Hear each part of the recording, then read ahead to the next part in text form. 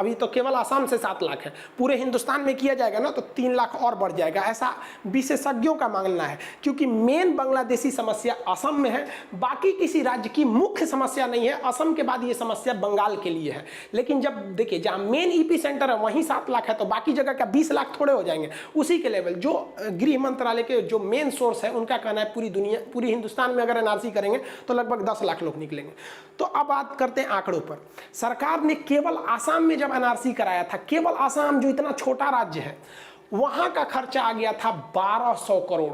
सोचिए 1200 करोड़ आया था लिस्ट बनाने में। अभी देखते चलिए, एक डिटेंशन सेंटर का खर्चा है 46 करोड़, और ऐसा अनुमान है कि जितने पूरे हिंदुस्तान में जब एनआरसी कराई जाएगी तो उन लोगों की संख्या आ जाएगी 10 से 11 लाख, और उन लोग को रखने के लिए जो डिटेंशन सेंटर आएंगे उस पर खर्चा आएगा 27,000 करोड़। ये केवल इस बिल्डिंग का बात बता रहे हैं। और पूरे एनआरसी देश में कराने का खर्चा आप सोचिए, केवल अगर असम में 1200 करोड़ आया है, ये 1400 करोड़ का आंकड़ा है, लेकिन सरकार ने कहा था 1200 से 1400 करोड़, तो हमने सबसे कम आंकड़ा लिया है। तो पूरे हिंदुस्तान में कितना भयानक खर्चा आ जाएगा यहाँ पर। अब देखिए, ये तो वन टाइम खर्चा है भाई साहब, बिल्डिंग बन गया, एनआरसी लग गया, खर्चा। अब असली गेम शुरू होता है यहाँ पर। 10 लाख लोग को जहां रखिएगा ना, अगर आप उन पर डे 25 रुपया से कम खर्चा करते हैं तो वो मर जाएंगे। तीनों टाइम मिलाकर मान लीजिए कि 5 रुपया का नाश्ता, 10 रुपया का खाना, 10 रुपया का रात का खाना, ये मिनिमम हम बता रहे हैं। इससे नीचे दीजिएगा ना 25 रुपया से नीचे, तो व्यक्ति मर जाएगा। फिर इंटरनेशनल दबाव बनने लगेंगे हमारे ऊपर। तो आप भी जानते हैं कि एक व्यक्ति को जीवन जीने के लिए 25 रुपये, जबकि जेल में तो 55 रुपये खर्च किए जाते हैं। ये जेल से बुरी स्थिति रहेगी, फिर भी 25 से नीचे नहीं होगा। अब आप जोड़िए, 10 लाख लोग रहेंगे, प्रतिदिन उन पर 25 रुपया खर्चा होगा, यानी केवल उन डिटेंशन सेंटर में रहने वाले डिटेनीज पर प्रतिदिन 2.5 करोड़ रुपए खर्च होंगे। प्रतिदिन 2.5 करोड़ रुपया। दिल पे हाथ रख के अब आप बताइए कि क्या ये नियम सही है। 365 का गुणा कीजिएगा, प्रतिदिन 2.5 करोड़ रुपए। मेरे हिसाब से ये गलत है।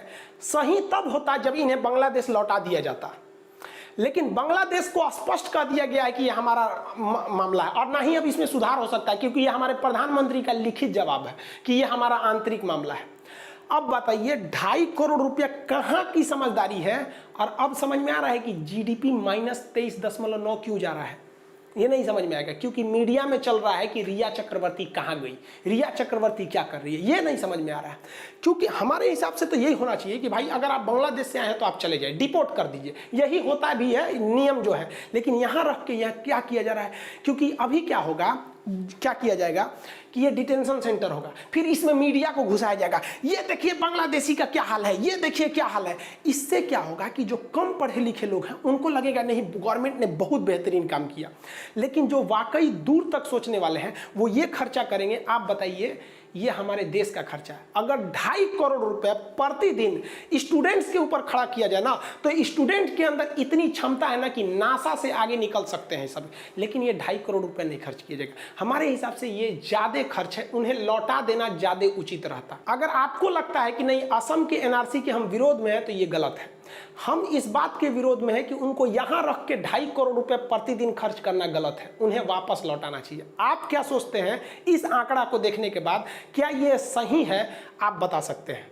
अब जरा सोचिए कि आसाम में बोला गया कि एनआरसी आने से 4 करोड़ बांग्लादेशी वापस जाएंगे। नतीजा क्या हुआ कि केवल 6 लाख से 7 लाख लोगों का नाम आया और उसमें से एक भी वापस नहीं जा रहा है। बदले में इतना भयानक खर्चा। अब जरा सोचिए, पूरे हिंदुस्तान के क्षेत्रफल का आसाम का क्षेत्रफल लगभग केवल 2% है, और 2% में एनआरसी कराने का खर्चा आया 1200 करोड़। और पूरे हिंदुस्तान का खर्चा कितना करोड़ आएगा सोचिए, और उससे कितने लोग निकलेंगे? बहुत ही कम। क्योंकि जो बांग्लादेशी समस्या है वो मुख्य रूप से आसाम में है और सेकेंड नंबर पे बंगाल में है। और अगर आसाम में 6 लाख निकला तो आसाम बंगाल में खूब से खूब 2-2.5 लाख निकलेगा। ये खुद गृह मंत्रालय का कहना है। और पूरे हिंदुस्तान में तो और कम निकलेगा कि बाकी जगहों पे तो आप, ऐसा नहीं है कि आप विदेश में रहते हैं जो आपको नहीं पता है। अब आप ऐसे ही सोचिए कि अगर नेपाल में भूकंप आया और वहाँ 100 लोग की जान गई, तो क्या उस झटके से हिंदुस्तान में 1000 लोग की जान जाएगी? भाई जहाँ ओरिजिनल झटका है वहाँ 100 लोग गए, तो यहाँ कहाँ से आ जाएगा? तो जहाँ ओरिजिनली ये समस्या थी वहाँ केवल 7 लाख लोग बाहर गए हैं, जबकि हिंदुस्तान को इस तरह से मीडिया बता रही है या इस तरह से ये व्हाट्सअप फेसबुक पे आ रहा है कि जैसे हिंदुस्तान की जो 135 करोड़ जनसंख्या है इसमें से लगभग 35 करोड़ लोग बाहर चल जाएंगे। अरे भाई साहब कुछ ना होने वाला है, उल्टे यहाँ से खर्चा आएगा। ये समस्या को एक तरह से आप इसे कहिए तो इसमें पता नहीं क्या किया जा रहा है, इससे कोई फायदा नहीं हुआ।